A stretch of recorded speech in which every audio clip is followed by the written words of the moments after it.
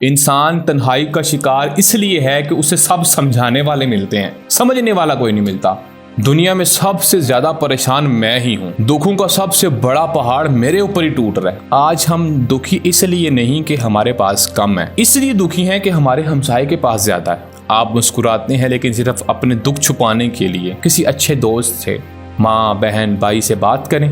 خالی دماغ شیطان کا گھر ہوتا ہے۔ دوسروں کی خوشیوں کو دیکھ کر اپنے آپ سے موازنہ نہ کریں۔ ہر دکھ کے بعد سکھ، ہر اندھیرے کے بعد روشنی ضرور آتی ہے۔ خدا را اپنے آپ کو، والدین کو، بہن بھائیوں کو اتنا وقت ضرور دے کہ وہ آپ کے ساتھ دکھ سکھ کی باتیں بانٹ سکیں، آپ سے کچھ شیئر کر سکیں، اپنے دل کا بوجھ ہلکا کر سکیں، اپنے دل کے دکھ درد آپ سے شیئر کر سکیں۔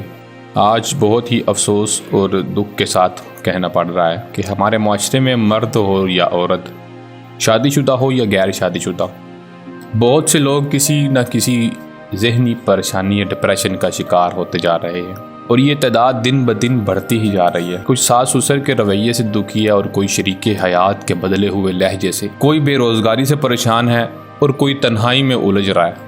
ہمارا سب سے بڑا مسئلہ پتہ ہے کیا ہے؟ ہمیں لگتا ہے کہ سب سے غلط میرے ساتھ ہی ہو رہا ہے، دنیا میں سب سے زیادہ پریشان میں ہی ہوں، دکھوں کا سب سے بڑا پہاڑ میرے اوپر ہی ٹوٹ رہا ہے۔ جب بھی تمہیں کوئی مسئلہ بنے، ایک بات یاد رکھنا کہ تمہارے پاس جو کچھ بھی ہے وہ کسی اور کی زندگی کا خواب ہے، کہ مجھے کاش اتنا ہی مل جائے جتنا اب تمہارے پاس ہے۔ ہماری توجہ اس پر کیوں نہیں جاتی جو کچھ ہمارے پاس ہوتا ہے؟ اس پر ہی جاتی ہے جو نہیں ہوتا، اسی پر ہم ناشکری کرتے رہتے ہیں۔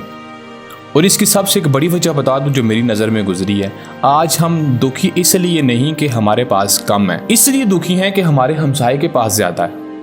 زندگی کا مزہ لینا چاہتے ہو نا تو اوور تھنکنگ، نیگیٹو تھنکنگ کم کرو، منفی سوچنا بند کرو۔ آج ہر درد کو دل میں رکھ کر اکیلے ہی برداشت کر رہے ہوتے ہو۔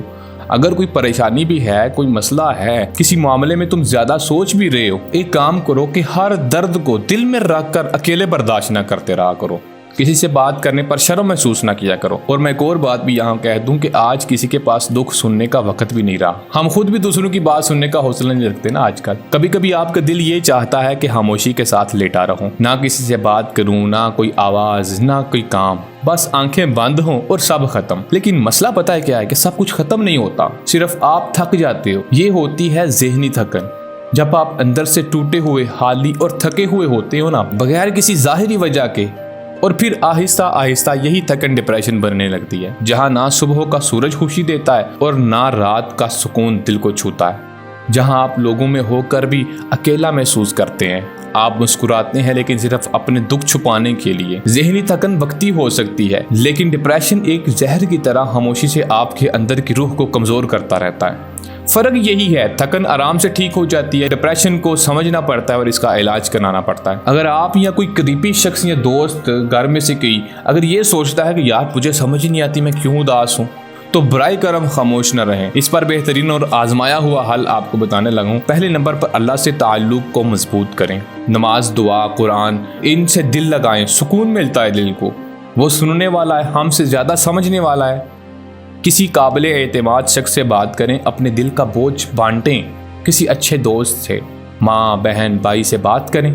خالی دماغ پریشانی کا گھر یا شیطان کا گھر ہوتا ہے۔ کوئی چھوٹا موٹا کام سیکھنا شروع کر دے، بچوں کے ساتھ وقت گزارنا یا کوئی ہنر اپنانا آپ کے لیے جو فائدہ مند ہو اس کو سیکھنا شروع کر دیں۔ اور سب سے ضروری بات جو 2025 میں آپ کے لیے ریلیٹ کرتا ہوں کہ سوشل میڈیا سے تھوڑی دوری اختیار کریں۔ دوسروں کی خوشیوں کو دیکھ کر اپنے آپ سے موازنہ نہ کریں۔ حقیقت وہ نہیں ہوتی جو اسکرین پر نظر آتی ہے۔ آپ دوسروں کو موبائل پر خوش دیکھتے ہیں، سوشل میڈیا پر، ٹک ٹاک، یوٹیوب، فیس بک پر، کہ وہ کتنے خوش نظار ہیں، وہ کوئی گھومنے جا رہا ہے، کوئی گاڑیاں نہیں لے رہا ہے، لیکن حقیقت کا آپ کو نہیں پتہ ہوتا، اور نہ ہی ایسی حقیقت ہے۔ ایسی حقیقت بالکل بھی نہیں ہوتی، یہ صرف دکھلاوا ہوتا ہے، اور آپ اپنے آپ کو اس کے ساتھ کمپیریزن کرتے رہتے ہیں اور پھر اندر ہی اندر کوڑتے رہتے ہیں، خود کو کم محسوس کرتے رہتے ہیں۔